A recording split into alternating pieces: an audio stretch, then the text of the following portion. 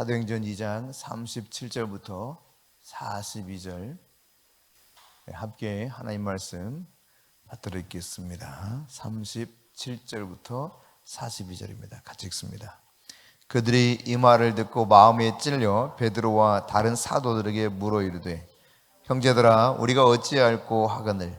베드로가 이르되 너희가 회개하여 각각 예수 그리스도의 이름으로 세례를 받고 죄사함을 받으라. 그리하면 성령의 선물을 받으리니 이 약속은 너희와 너희 자녀와 모든 먼 데 사람 곧 주 우리 하나님이 얼마든지 부르시는 자들에게 하신 것이라 하고 또 여러 말로 확증하며 권하여 이르되 너희가 이 패역한 세대에서 구원을 받으라 하니 그 말을 받은 사람들은 세례를 받음에 이날에 신도의 수가 3,000이나 더하더라.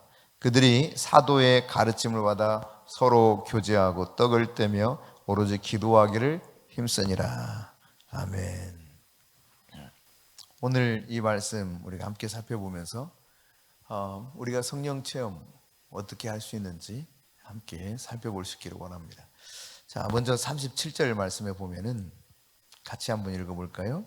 그들이 이 말을 듣고 마음이 찔려 베드로와 다른 사도들에게 물어 이르되 형제들아 우리가 어찌할꼬 하거늘. 이 말을 듣고 그랬습니다. 이 말을 듣고 우리가 지난주에 살펴봤던 앞부분이죠. 그 중에서도 특별히 36절 말씀에 보면은 너희가 십자가에 못 박은 이 예수를 하나님이 주와 그리스도가 되게 하셨다라고 하는 바로 그 말씀입니다. 분명히 그들은 확신하면서 예수님을 죄인으로 여기고 못 박아 죽였습니다. 유대법에 의해서는 참남하다 신성을 못 오겠다 하면서 십자가에 못 박으라 못 박으라 외쳐서 이방인의 손을 빌려서 그렇게 죽였는데 베드로를 통해서 바로 그 너희들의 손에 의해서 넘겨지고 그렇게 이방인의 손을 빌려서 죽임당했던 나무에 달려 저주를 받았던 예수를 하나님이 다시 죽은 자 가운데서 살리셨다는 거예요.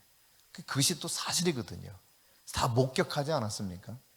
고린도전서 15장에도 보면 바울이 그 편지를 쓸 때까지도 목격자들이 살아 있었으니까 이 시대는 훨씬 더 많은 목격자들이 생생하게 살아 있었을 것입니다. 하나님이 죽은 자 가운데서 살아나게 하신 거예요. 살리신 거예요.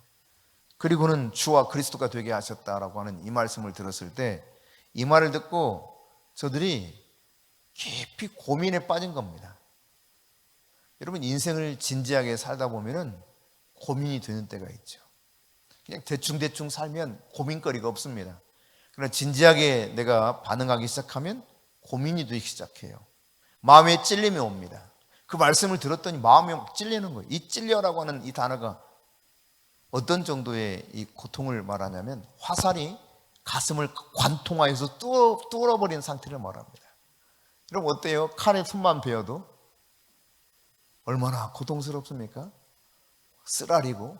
그런데 화살이 가슴을 관통해서 아주 그냥 너무너무 힘든 상태처럼 보이는 그런 상태. 그러니까 마음의 상태가 그만큼 괴롭고 힘든 상태를 말합니다. 이 하나님의 말씀을 베드로가 했을 때 그 말씀이 그냥 저들의 심장을 뚫어버린 거예요.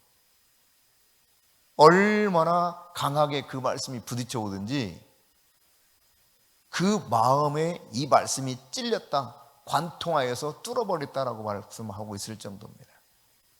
화살이 육신을 관통하듯이 말씀이 관통해서 그냥 정말 이거 도대체 어떻게 해야 될지 너무 고통스럽고 괴로운 그런 모습을 지금 여기 묘사해 주고 있는 것입니다.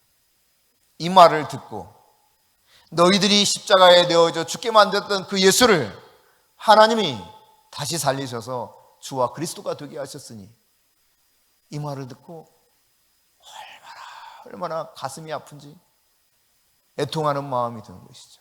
너무 고통스러운 거예요. 여러분 하나님 앞에서 말씀이 내 마음을 찌르지 못한다면 그 사람의 마음은 아주 길가의 심령인 것이죠. 단단한 심령인 것이죠. 굳어버린 것입니다. 말씀이 들어가서 무슨 어떤 싹도 낼 수 없고 결과를 낼 수 없다는 이야기입니다. 그러니까 말씀이 내게 왔을 때 내 마음이 찔림을 받아야 돼요. 말씀이 와도 말씀이 와도 아무 관심 없고, 하나님의 말씀은 살아있습니다. 운동력이 있습니다. 좌우의 날선 어떤 검보다도 예리하다 했습니다. 우리 관절과 골수를 찔러 쪼개기까지 하는 엄청나게 예리한 것이 하나님의 말씀이다 그랬습니다. 그렇기 때문에 말씀이 떨어지고 내게 다가온다면 그 말씀은 내 마음을 찔러서 나로 하여금 고통스럽게 만드는 것이 정상적인 것이죠. 말씀을 들어도 무덤덤하다면 심각한 것입니다. 길가의 심령이에요. 돌짝밭입니다. 오늘 우리가 이 사실을 잘 깨달아야 됩니다. 내 마음이 돌같이 굳어버린 상태라면, 하나님 말씀 앞에서 그렇게 마음이 찔리는 경험이 없다면 이 사람은 복음이 그 마음속에서 어떤 결실도 맺을 수 없다는 사실이에요. 하나님의 말씀이 그 속에서 어떤 일도 할 수 없다는 이야기입니다. 그냥 겨우 왔다 갔다 하긴 하는데 도무지 이 사람이 변화가 있을 수가 없는 거죠. 그 속에서 어떻게 성령께서 역사할 수 있겠습니까? 비록 오늘 이 말씀을 듣고 있는 대다수 청중인 유대인들은 지금 저 흩어진 이방 가운데 살고 있던 사람들이 몰려와서 지금 명절에 와가지고 예루살렘에 올라왔던 거 아닙니까? 그리고 베드로 사도를 통해서 말씀을 듣고 있는 것입니다. 그들은 예수를 죽이는데 기꺼이 동조했어요. 죽이시오, 십자가에 못 박아라, 못 박아라, 얼마나 외쳤습니까? 그것이 마땅하다 생각하고 합법적이다 생각했습니다. 그런데 알고 보니 그게 아니었던 것이죠.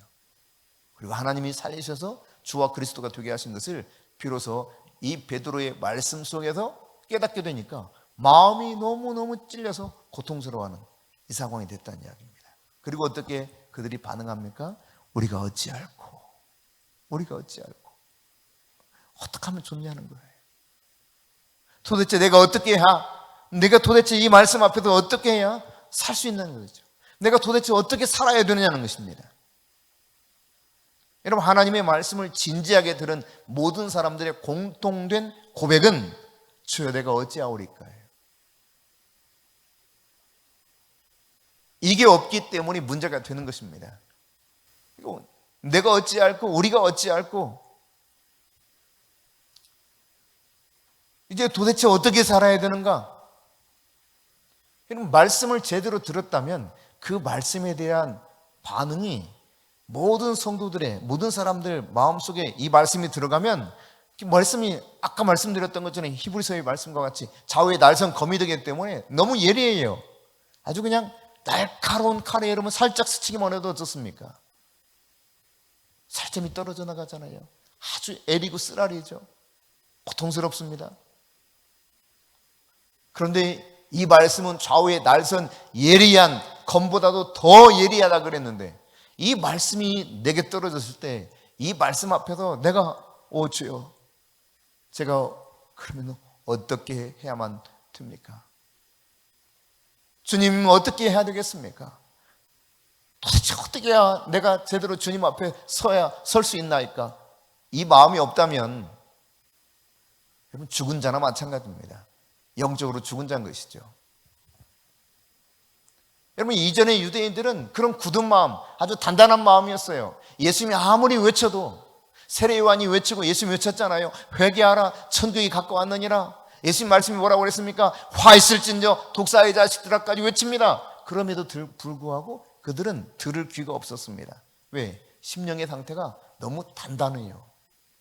아이, 쏠 테면 쏴. 튕겨져 나갑니다, 말씀이. 그 예리한 말씀 말이죠. 관절과 골수를 찔러 쪼개야 한 그 말씀이 그냥 튕겨져 갈 만큼 엄청나게 단단해요. 길가와 돌짝밭 같은 마음이었다는 이야기죠. 마태복음 13장에서 예수님께서 말씀하고 계시는 것처럼. 그런데 여러분, 하나님의 말씀을 청종하는 태도를 갖고 이 말씀을 들으니까 이제 들리기 시작하는 거예요. 베드로의 설교에 마음이 찔리는데 고통스러워 견딜 수가 없어요. 너무 고통스러워서 우리가 어찌할꼬 저절로 탄식이 나오는 겁니다. 도대체 내가 어떻게 해야 될까? 여러분, 찔리는 경험이 많이 있기를 축복합니다.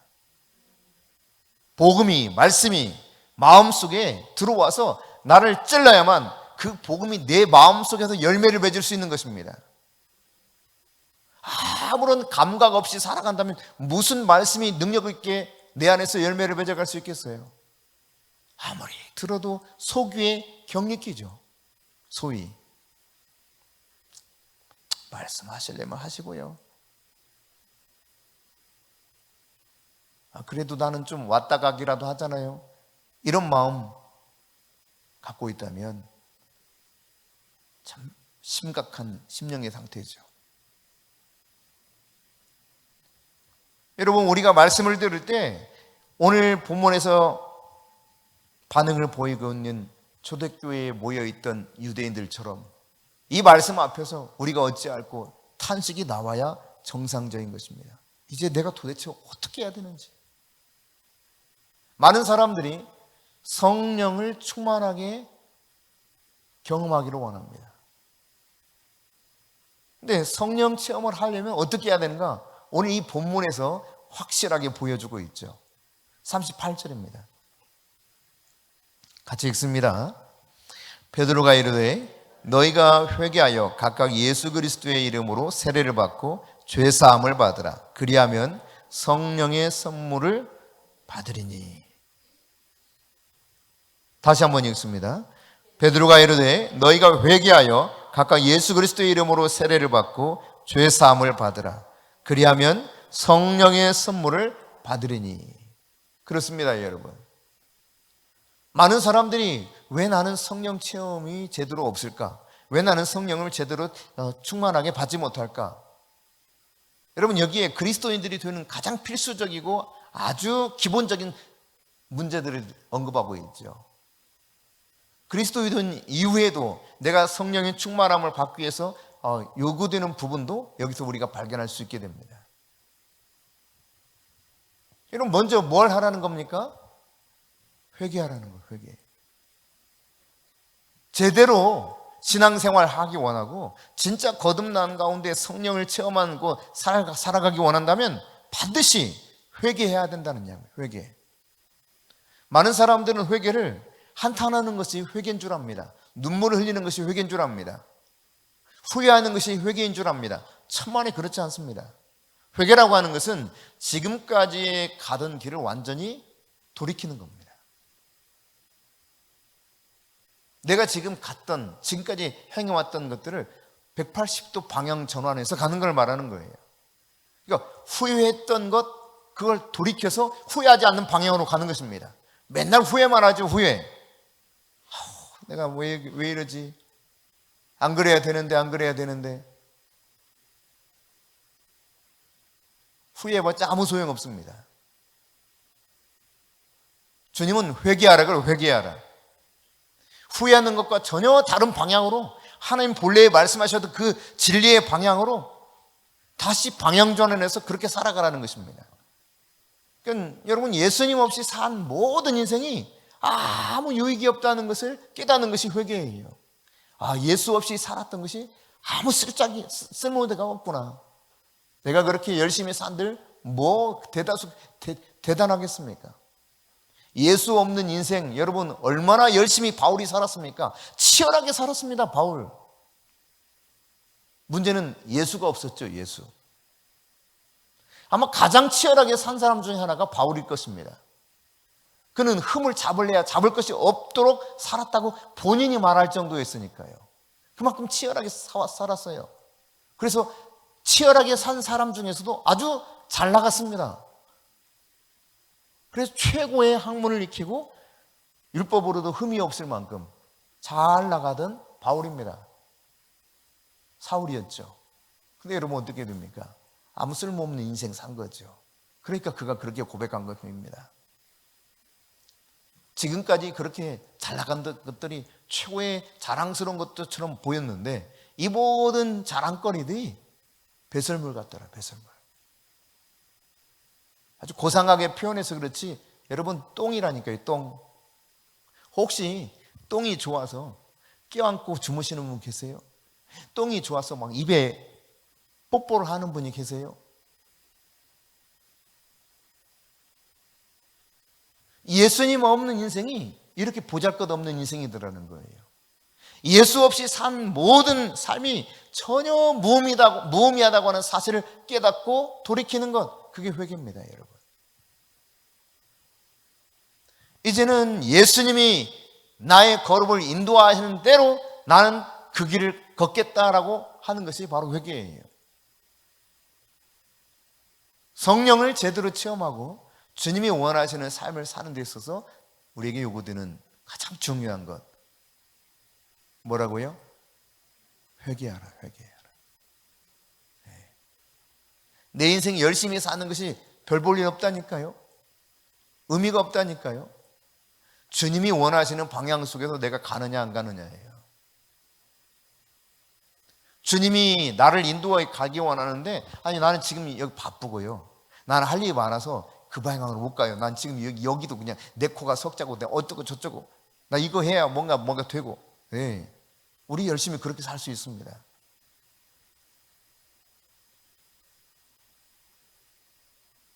여러분 게을르게 살라는 의미도 전혀 아닙니다. 하나님께서 과연 내 인생을 이끄시는 대로 내가 따라가고 있느냐예요. 지금까지 살아왔던 것, 주님 없이 살아왔던 것을 철저하게 돌이켜서 주님의 인도만 받으면서 그 걸음을 인도하시는 주님 뒤를 따라가느냐는 것입니다. 후회하는 인생이 아니라 후회하는 것과 정반대 방향으로 내가 갈 것을 결단하고 내가 가느냐는 것이죠. 여러분 예수님 만났던 삭개오를 보십시오. 삭개오. 아마 삭개오도 치열하게 살았을 겁니다. 관리 중에서도 으뜸 가는 관리 아니었습니까? 여리고 큰 이 도시입니다. 종려 70그루가 있었던 아주 큰 도시였습니다. 그 도시의 세무서장이니까요, 열심히 살았을 겁니다. 예수님 만났죠? 누가복음 19장에 보면 사실은 예수님 가까이 가지도 못했습니다. 사람들이 얼마나 많은지 갈 수가 없는 거예요. 그래서 그가 선택했던 것은 키발을 들어도 안 보여요. 예수님 얼굴 좀 봤으면 좋겠는데, 그래서 풀착풀착 뛰어도 아마 안 보였나 봐요.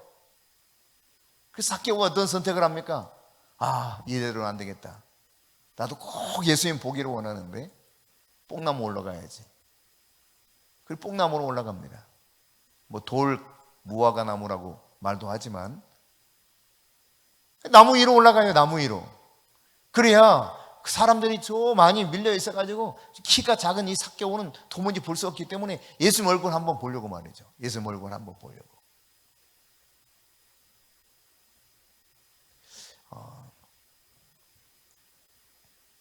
일본에 갔을 때가 생각이 나네요. 네.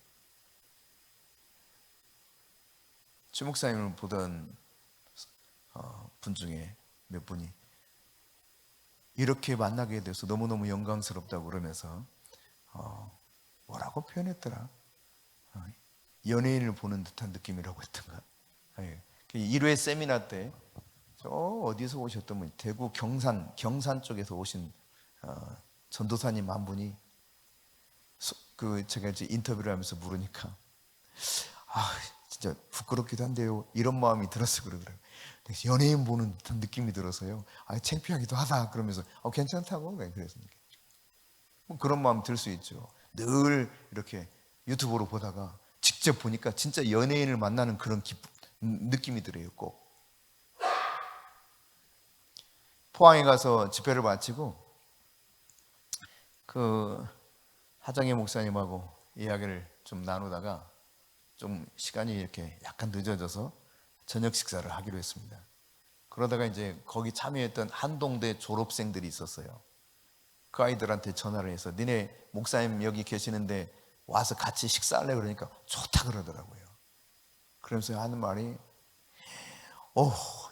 이렇게 마주대하고 식사를 할 줄 꿈에도 몰랐다고, 너무너무 영광이라고 그러면서 이제 같이 식사를 한 적이 있는데, 예수님 얼굴 한번 보고 싶어서요. 삭개오가 예수님 소문이 대단했잖아요 그때. 그래서 방법을 찾다가 그래, 나무 올라가면 되겠다. 그래서 뭐 열심히 기어 올라간단 말이죠. 그런데 예수님은 이 삭개오를 알고 계셨던 겁니다. 그렇게 예수님 보기 원했던 그 삭개오. 비록 사회적 지위는 있었지만 마음이 너무 외롭고 힘든, 그리고 죄 가운데서 고통스러워하는 이 삭개오. 삭개오가 예수님 만나기 원했던 마음을 주님이 아신 거예요. 그리고는 멀리서 쳐다보시면서 나무에 올라가 있는 삭개오를 향하여 이름을 부릅니다. 삭개오야, 어서 내려와, 어서 내려와. 속히 내려오너라 그랬거든요. 속히 내려오너라. 깜짝 놀랍니다. 자기를 알고 있는 거죠.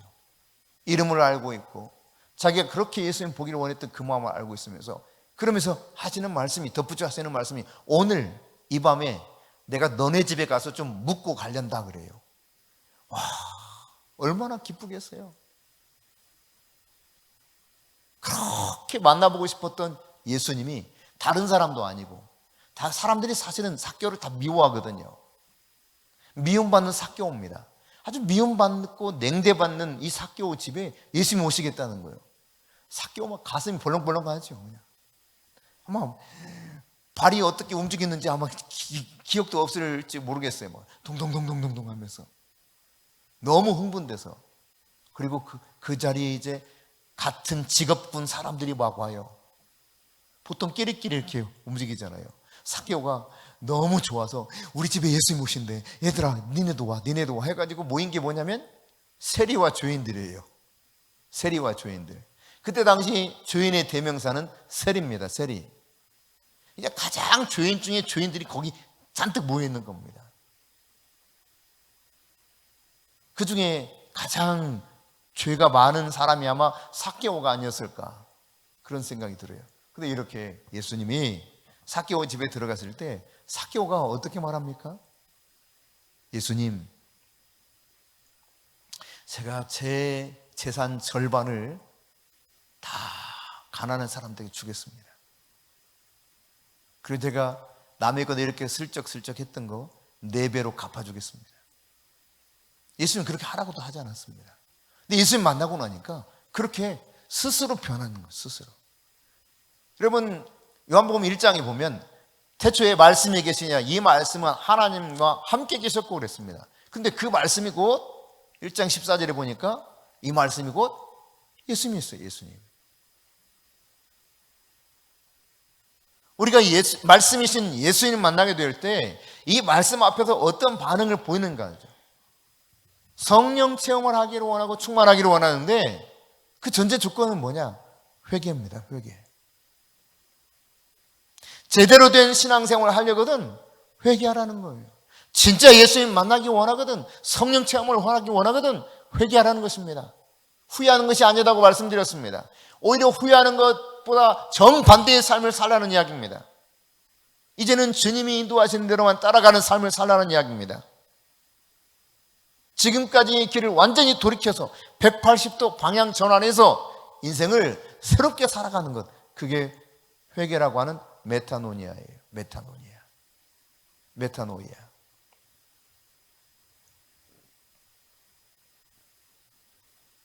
여러분 인생의 가장 복된 것 중에 하나가 바로 이 회개인 줄 믿습니다.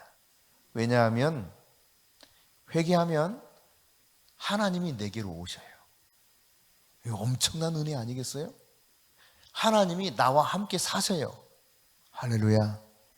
회개하면 하나님이 내게 오셔서 나와 함께 사시는 거예요. 나를 성전 삼고 사시는 거예요. 이 어마어마한 은혜가 우리에게 오는 것입니다.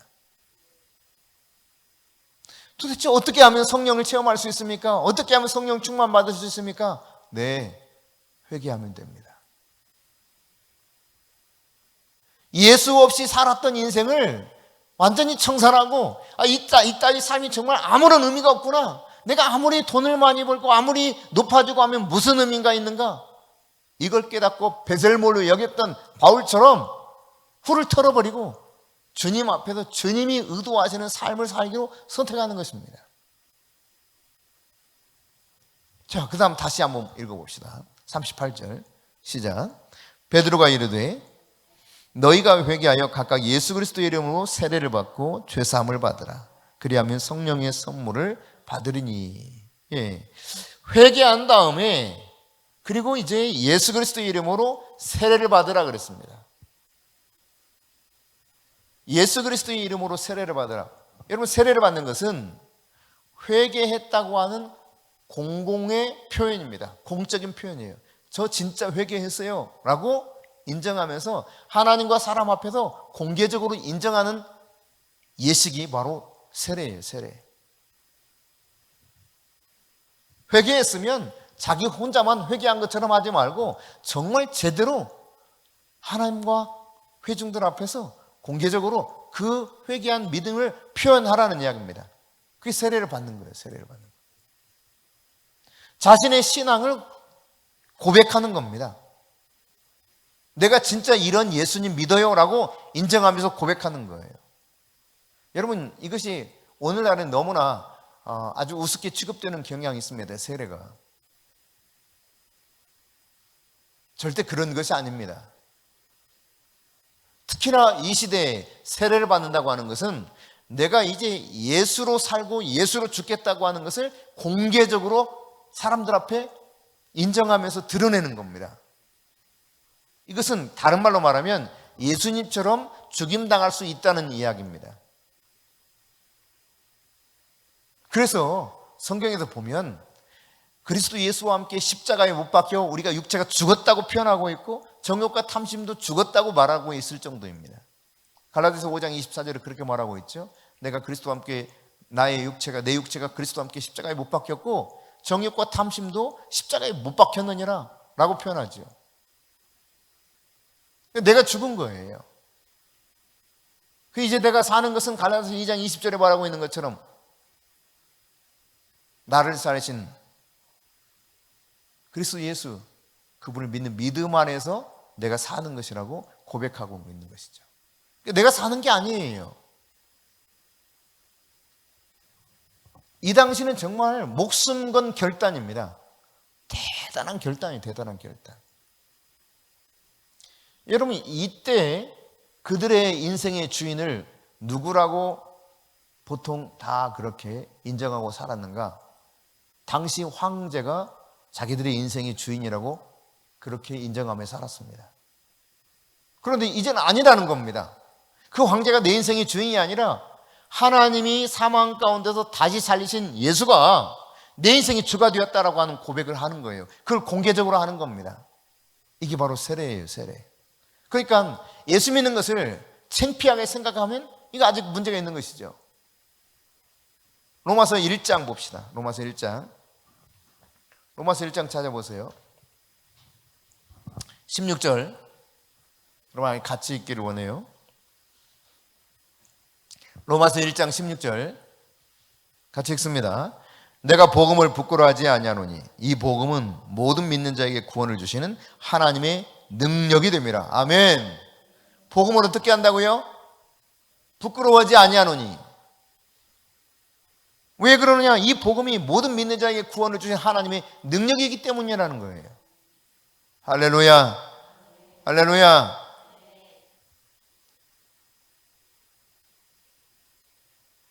복음이 구원을 주신 하나님의 능력인데 이걸 어찌 부끄러워할 수 있겠습니까?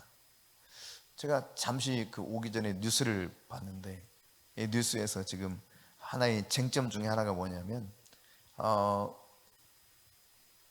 의사가 될 의대를 더 신설해서 지금 모자라는 의사들을 확충해서 지방에 있는 그런 대학병원들을 제대로 된 의료시설과 또 실력이 있는 그런 의사들로 채워 질적으로 그런 우수한 좋은 그런 의료 시스템 속에서 지방의 사람들도 진료받을 수 있도록 하자. 근데 이것이 이제 의사들은 막 반대하고 정부에서는 이게 너무 심각한 문제니까 이걸 어떻게 해보려고 하고 이런 상황인데, 그 중에 이제 어떤 게 있냐면 이 지방에서 다 서울로 오는 거예요. 소위 빅5라고 하는 병원들이 서울에 다 있지 않습니까? 서울대, 신촌 세브란스, 뭡니까 또 삼성병원, 아산병원, 또 하나가 뭐예요? 강남 성모병원 맞죠? 카톨릭 그 강남 성모병원, 이 5개 빅5 병원이거든요. 여기로 다 몰리는 거예요. 근데 새벽 5시에 차를 타고 와가지고 이렇게 그 삼성병원으로 들어가는 사람들을 이렇게 이 앵커가 아니지, 뭡니까 기자가 물어요. 왜 그렇게 여기까지 구태여 왔느냐 이 새벽에. 그랬더니 한 말이 지방에서는 의료기구도 너무 낡았고, 그래서 어떤 이야기를 하면 MRI 기계나 이런 것들이 15년 전 구비한 거라는 거예요. 15년 전. 그러니까 이게 잘못하다가 작동이 멈출 수도 있는 그런 장비라는 겁니다. 여러분 같으면 그런 데서 어떻게 좀 진료 받고 싶어요? 어떻게 해서라도 올라오려고 하겠죠? 그런 문제가 있는 거예요.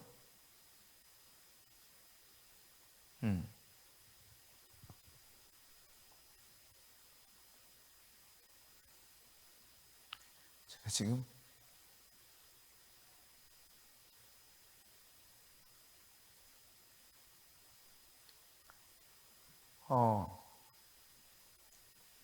왜 구태여 그렇게 그냥 좀 많이 불편한데 왜 그렇게 올라와요?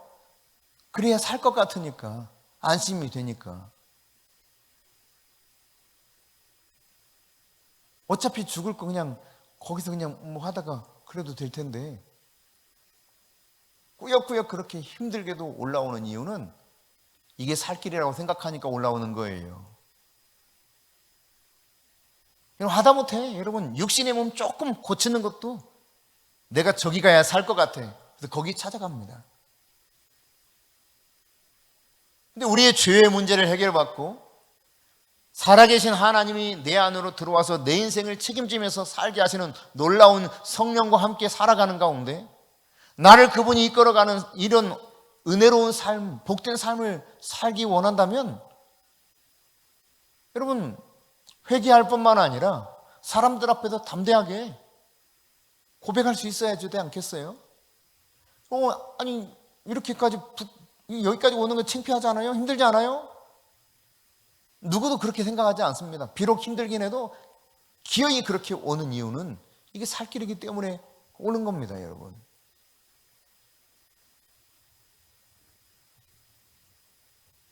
왜 그들이 죽음을 각오하고라도 결단하면서 회개하고 세례를 받겠습니까? 그래야만 거듭날 수 있고, 그래야만 성령으로 거듭나서 하나님 나라 백성 될 수 있는 거예요. 그러니까 예수를 믿을 때 하다못해 병원 찾아가는 만 못하다니까요. 부끄러워해. 복음을 부끄러워해. 어디가? 나 병원. 어디가? 나 그냥 어디. 이렇게 바빠? 바삐가? 나 병원. 왜 이렇게 바빠? 그냥 바빠서.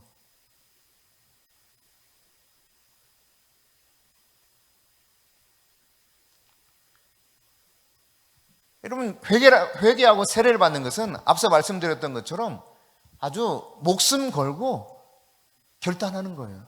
나는 예수가 이제부터 내 인생의 주인입니다. 예수가 내 인생의 주인이 되는 거예요. 예수가. 이거를 공개적으로 드러내는 겁니다. 120명의 거기 모여있던 예루살렘 마가의 다락방에 모여있던 그 예수님의 말씀, 약속의 말씀을 붙잡고 기도하던 사람들에게 성령이 임하는 것을 보고 우리가 어찌할꼬?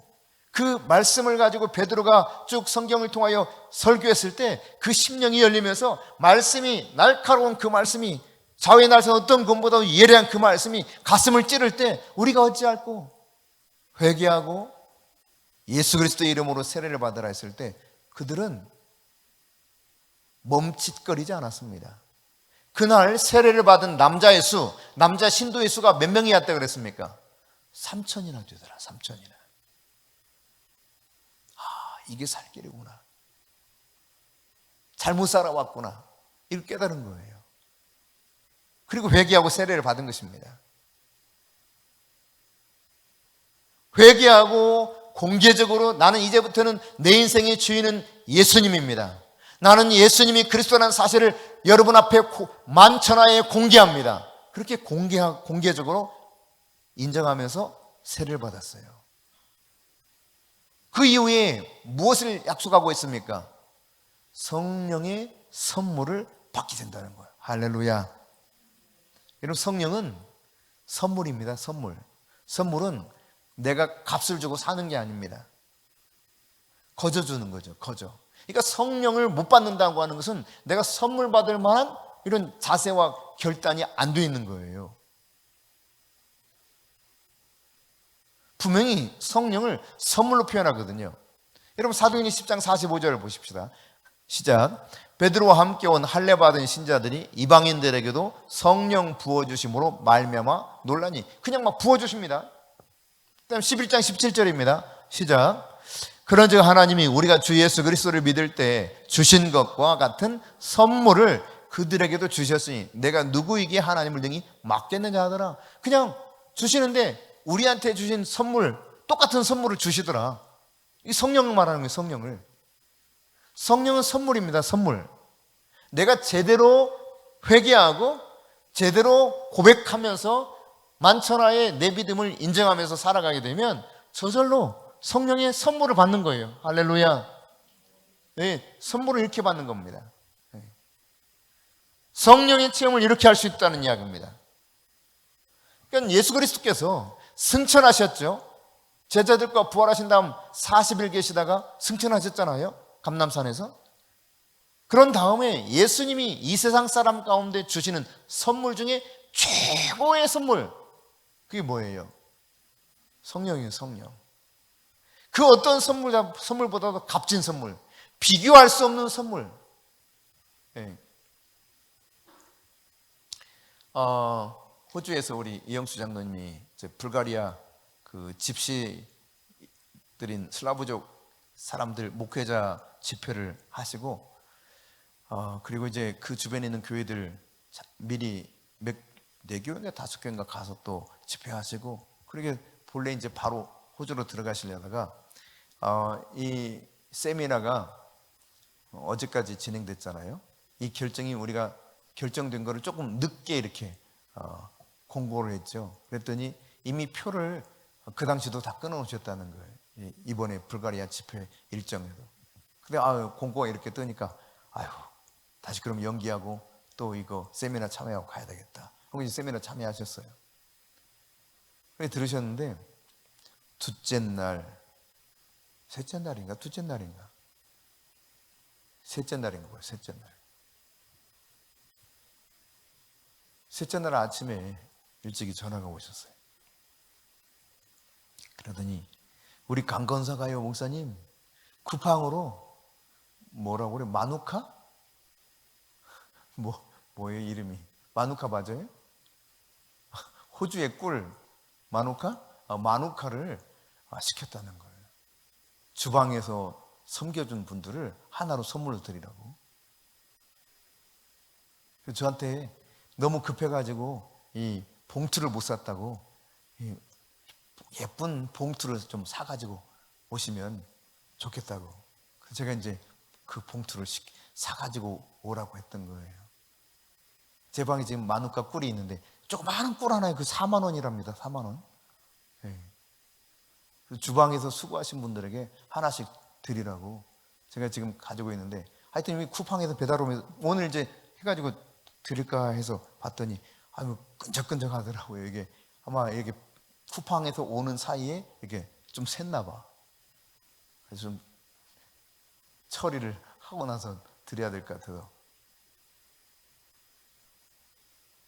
선물은 내가 돈을 치러야 됩니까?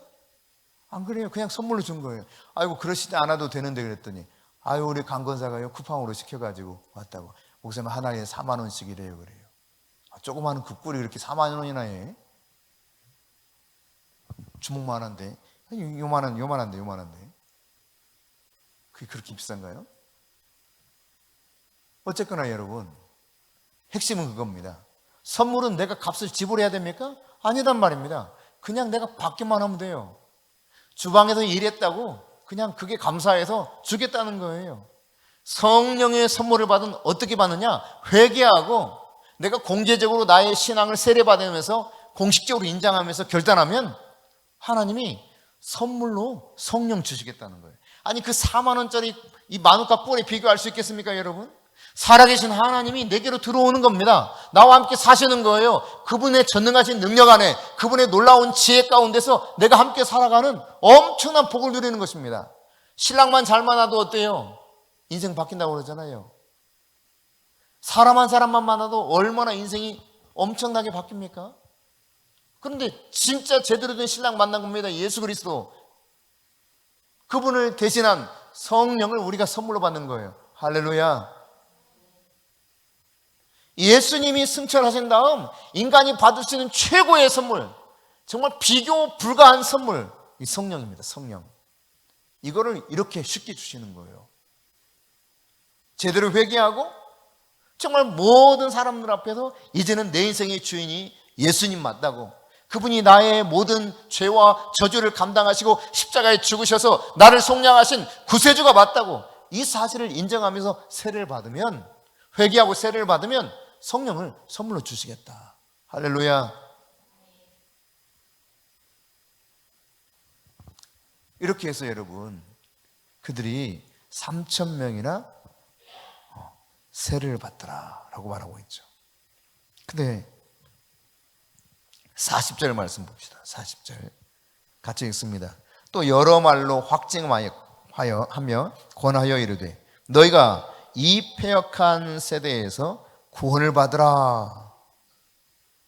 진실을 왜곡하고 진실을 거부하는 이런 사악한 심령의 상태가 패역한 상태입니다.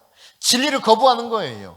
나는 그래도 내 인생 내 마음대로 좀 살겠다고 하는 것이죠. 진리하고는 상관없습니다. 나는 내가 편한 대로 살래요. 내가 원하는 대로 살래요. 라고 하는 이 패역한 세대에서 너희들은 이렇게 회개하고 세례를 받아서 이 패역한 세대에서 너희들은 구원을 받으라고 여러 말로 그렇게 확증하면서 전했더니 저들이 그날 3,000명이나 남자가 3,000명이나 성인 남자가 3,000명이나 그렇게 세례를 받더라.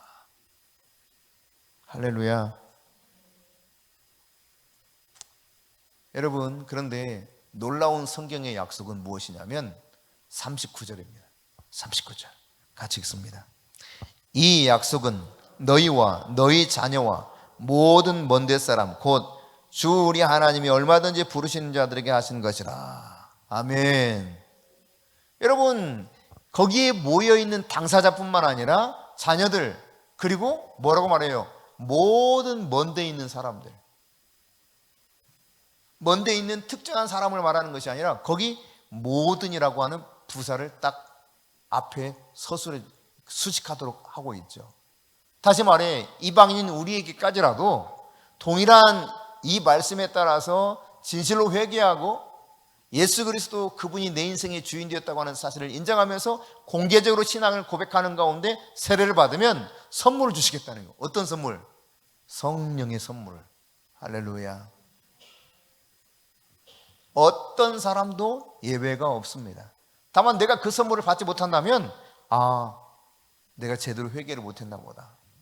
내가 공개적으로 예수님이 내 인생의 주인이라는 사실을 인정하지 못하고 사나 보다.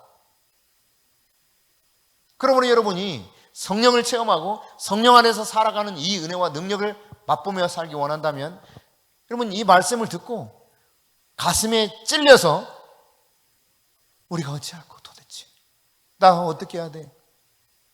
어쩌면 좋아요? 물었던 이 당시 사람들처럼 말씀 들을 때 가슴을 치면서 애통해하면서 주님 제가 어떻게 하면 좋겠습니까? 라고 말할 때 이 말씀 들을 수 있어야 됩니다. 회개하고 예수 그리스도의 이름으로 세례를 받으라.